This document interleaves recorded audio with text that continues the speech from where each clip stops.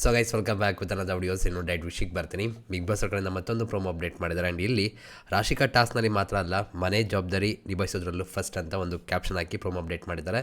ಅಂದರೆ ಇಲ್ಲಿ ನಮ್ಮ ರಾಶಿಕಾ ಶೆಟ್ಟಿಯವ್ರ ಬಗ್ಗೆ ಅವರ ತಾಯಿಯವರು ಕೆಲವು ಮಾತುಗಳನ್ನ ಹೇಳ್ತಿದ್ದಾರೆ. ಅಮ್ಮನ ಮಾತು ಕೇಳ್ಕೊಬರೋಣ, ಮೆಡಿಟರ್ ಮಾತಾಡೋಣ ಬನ್ನಿ. ನನ್ನ ಬಗ್ಗೆ ಯಾರಿಗೂ ಗೊತ್ತಿಲ್ಲದಿರೋ ವಿಷಯ ಗೊತ್ತಿರೋದು ಏನಂತ ಹೇಳಿದ್ರೆ, ಅಪ್ಪ ಅಮ್ಮ ಅಂದ್ರೆ ಅವಳಿಗೆ ತುಂಬಾ ಪ್ರೀತಿ ಬಂದಿದೆ.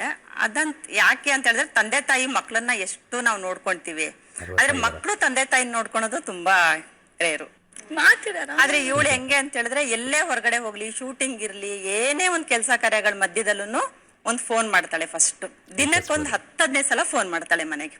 ಊಟ ಮಾಡಿದ್ರ, ತಿಂದ್ರ, ಹುಷಾರಾಗಿದ್ದೀರಾ, ಏನಾರು ಪ್ರಾಬ್ಲಮ್ ಇದೆಯಾ, ನಮ್ದು ವಾಯ್ಸ್ ನಾನು ಹಲೋ ಅಂದ್ರೆ ಸಾಕು, ಓ ಏನೋ ಪ್ರಾಬ್ಲಮ್ ಆಗಿದೆ. ನಾನು ಖುಷಿನ ಮಾತಾಡಿದ್ರೆ, ಓ ಏನೋ ಇವತ್ತು ಏನೋ ಒಂದ್ ಒಳ್ಳೆ ವಿಷಯ ಇರ್ಬೋದು. ಇವಳು ನಮ್ಗೆ ನಮ್ಮ 3 ಜನಕ್ಕೂ ಅಪ್ಪ ಅಮ್ಮ ಆಗಿ ನಮ್ಮ 3 ಜನಕ್ಕೂ ತುಂಬಾ ಕೇರ್ ಮಾಡಿ ನೋಡ್ಕೊಂತಾಳೆ.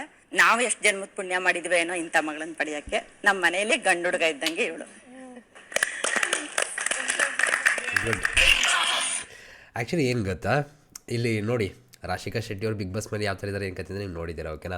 ನಮಗೆಲ್ಲರೂ ಕೂಡ ಟಾಸ್ಕ್ ಕ್ವೀನ್ ಅಂತ ಗೊತ್ತು, ಬಟ್ ಬೇರೆ ಎಲ್ಲ ವಿಷಯಗಳು ಕೂಡ ಗೊತ್ತಿದೆಯಾ ಗೊತ್ತಿಲ್ಲ. ಅಂದರೆ ನಾವು ಕಂಪ್ಲೀಟಾಗಿ ಆ ವ್ಯಕ್ತಿ ಏನು ಅಂತ ನಾವು ಅರ್ಥನೇ ಮಾಡ್ಕೊಂಡಿಲ್ಲ, ಬಟ್ ಸ್ಟಿಲ್ ಜಡ್ಜ್ ಮಾಡ್ತೀವಿ, ಓಕೆನಾ. ಅಂದರೆ ಏನಾಗುತ್ತೆ ಗೊತ್ತಾ, ಸಮ್ಟೈಮ್ಸ್ ತುಂಬ ವಿಷಯಗಳನ್ನ ನಾವು ನೋಡೋದೇ ಇಲ್ಲ ಅಂತ ಅನ್ಕೋತೀನಿ. ಆ್ಯಂಡ್ ಇವಾಗ ಮಾತುಗಳು ಕೇಳಿದ್ರಲ್ಲ, ಆ್ಯಂಡ್ ಇಲ್ಲಿ ಗೊತ್ತಾಗುತ್ತೆ ರಾಶಿಕಾ ಶೆಟ್ಟಿಯವರು ಫ್ಯಾಮಿಲಿಗೆ ಎಷ್ಟು ಇಂಪಾರ್ಟೆನ್ಸ್ ಕೊಡ್ತಾರೆ ಮತ್ತು ಎಷ್ಟು ಕೇರಿಂಗ್ ಪರ್ಸನ್ ಅಂತ.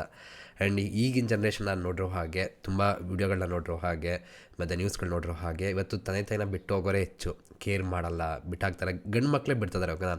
ಸೊ ಇಲ್ಲಿ ನಮ್ಮ ರಾಶಿಕಾ ಶೆಟ್ಟಿಯವರು ದುಡ್ದು ಕಷ್ಟಪಟ್ಟು ಅಪ್ಪ ಅಮ್ಮನ ಸಾಕ್ತಿರೋ ಜೊತೆಗೆ ತಮ್ಮನ್ನು ನೋಡ್ಕೊತಿರೋ ಜೊತೆಗೆ ವಿಚಾರಿಸ್ಕೊಳ್ಳೋಂಥ ರೀತಿ ಇದೆಯಲ್ಲ, ಅದು ತುಂಬ ಇಂಪಾರ್ಟೆಂಟ್ ಆಗುತ್ತೆ.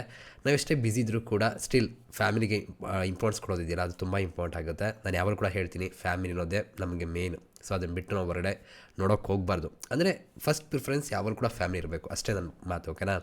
ಆ್ಯಂಡ್ ಇಲ್ಲಿ ರಾಶಿಕಾ ಶೆಟ್ಟಿಯವ್ರ ಬಗ್ಗೆ ನಿಮ್ಗೆ ಏನಿಸ್ತು ಗೈಸ್? ಆ್ಯಂಡ್ ಇಷ್ಟೆಲ್ಲ ಜವಾಬ್ದಾರಿ ತಗೊಂಡು ಕಷ್ಟಪಟ್ಟು ದುಡಿತಾ ಇದ್ದಾರೆ, ಬದುಕ್ತಾ ಇದ್ದಾರೆ ಚೆಲುವಾಗಿ ಅಂದಾಗ ನಾವು ರೆಸ್ಪೆಕ್ಟ್ ಕೊಡಬೇಕಾಗುತ್ತೆ ಅವ್ರಿಗೆ.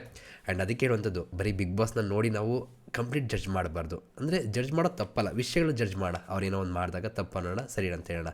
ಅದನ್ನು ಬಿಟ್ಟು ಹೊರಗಡೆ ಜೀವನ ಇದೆಯಲ್ಲ, ಸೊ ಅವ್ರು ಯಾವ ಥರ ಇದ್ದಾರೆ, ಅವ್ರು ಏನು ಮಾಡ್ತಾರೆ, ಅದೆಲ್ಲನೂ ಕೂಡ ನೋಡಿ ಆ ವ್ಯಕ್ತಿ ಏನು ಅಂತ ನಾವು ಅರ್ಥ ಮಾಡ್ಕೋಬೇಕಾಗತ್ತೆ.